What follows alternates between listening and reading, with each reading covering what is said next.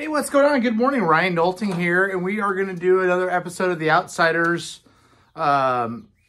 which kind of focuses on kind of forgotten about, I don't want to say forgotten about in this guy's case, artists that aren't quite as popular as maybe they could be or should be, maybe slightly marginalized. This week, we are going to talk about the one, the great, the innovator, the pioneer, the entrepreneur, the producer, the songwriting genius of Smokey Robinson. Smokey Robinson is a member of the Hall of Fame, of Rock and Roll Hall of Fame in 1998.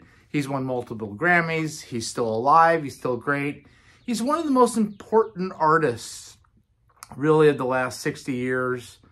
Not only, you know, in rock music or Motown, of course, but popular music history. He's a vital part of Motown.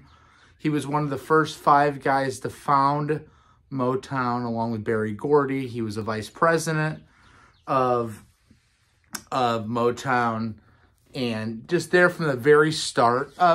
Smokey Robinson was born in 1940, in February 19th of 1940. His name is William Robinson Jr. He loved Western movies, and his uncle would take him to the theater, and there was a Western hero named Smokey Joe. And until he was 12 years old, they called him Smokey Joe. Even his teachers and his classmates called him Smokey Joe, at which point they then dropped the Joe and it's just Smokey, and it's Smokey Robinson. He was a hustler. He grew up in Detroit, on the north side of Detroit. He ran a paper route. He shined shoes. He hustled the streets. He forms a doo-wop band called the Five Chimes early, when he's 14 or 15 years old. He grew up near Aretha Franklin. He's known her since she was 4 years old. The Five Chimes, along with Peter Moore, turned into the Matadors in 1957, okay? They are going to try out for a record label called Brunswick Records. Brunswick Records has Jackie Wilson on the label. They failed the audition, but Berry Gordy is there to see them play. And not only is Berry Gordy, by the way, Berry Gordy's 10 years older than Smokey Robinson. So Berry Gordy's born in 1930. Smoke is born in 1940. He's very impressed. But not only is he impressed with his singing, he's equally, if not more, impressed with the notebook of songs that Smokey has brought with him. He's got 100 written songs. He's 15, 16 years old here. 17 years old, maybe. They form a friendship. Smokey's very smart. He wants to be a dentist. He then wants to be an electrical engineer, and he's ready to go to college. The Matadors turn into the Miracles. Upon Smokey wanting to go to college, he gets together with Berry Gordy's help and releases his first song, Get a Job.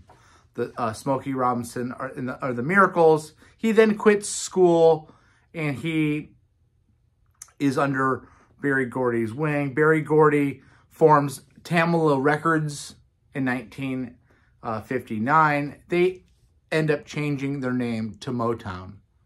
Motown is in Detroit. It's Hitsville, USA. And it becomes one of the biggest record companies in the world.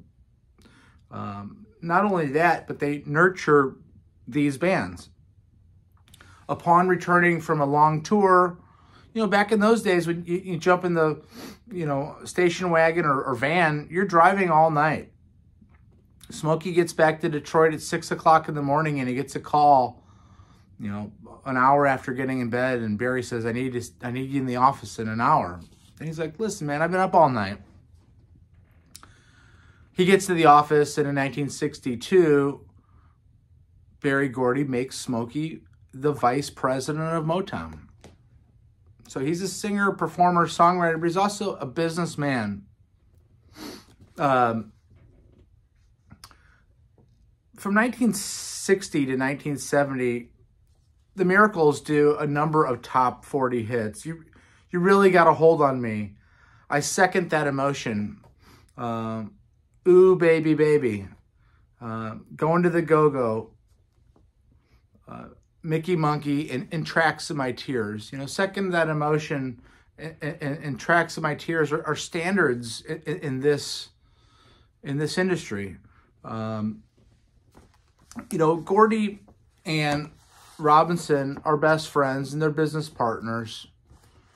And not only is Smokey writing songs for his band, The Miracles, he's also writing songs for other groups. He's one of the chief songwriters early on. And Smokey's written over 4,000 songs, he says, in his career. He wrote My Girl for The Temptations. He wrote My Guy for Mary Wells. Ain't That Peculiar Ain't That Peculiar for Marvin Gaye. The Way You Do the Things You Do by The Temptations. Get Ready. Get ready, 'cause here I come, getting ready. Another song by The Temptations, Tears of a Clown. In 1968, Stevie's having a problem with lyrics on a song. He has this dun dun dun dun dun dun dun dun dun dun, and Smokey writes the lyrics to Tears of a Clown. Smokey's wanting to retire at this point, but Tears of a Clown becomes such a hit that he has to go back out on the road for a couple more years with the Miracles. By the way, at this point, they're calling themselves Smokey Robinson and the Miracles, not because Smokey's an egomaniac, but because at that time, having a name on the marquee along with the band is the trend, and it actually helps sell records. He does end up retiring from the road and retiring from the Miracles. He becomes a guy that handles the money, handles the contracts for Motown. So he's in the office, handling signing bands, handling money. That's how well respected he is here at the company.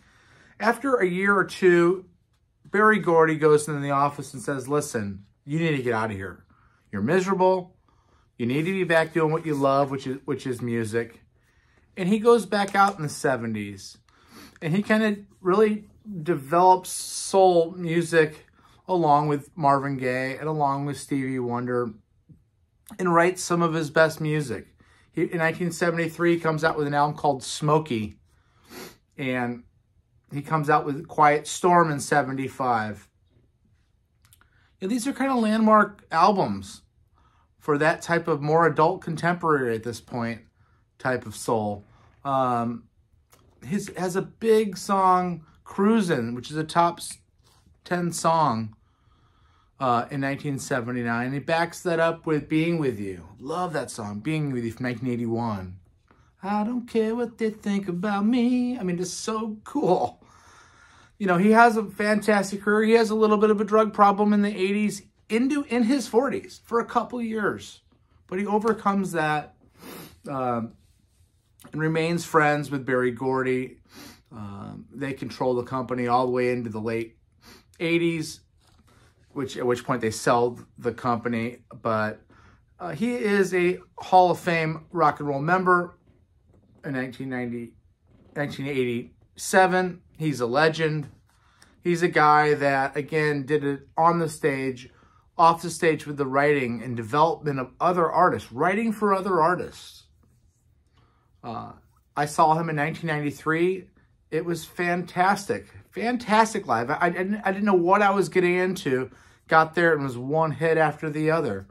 But more than the artistry is the entrepreneur side. You know, when you have a company, an all-black run company, back then, that's pretty unheard of. And he was an innovator, and he was a pioneer, and he's a guy that should be celebrated. Go out and listen to some Smokey Robinson this week. Subscribe to my channel if you like this. We're going to do daily content. Peace out. Have a great day.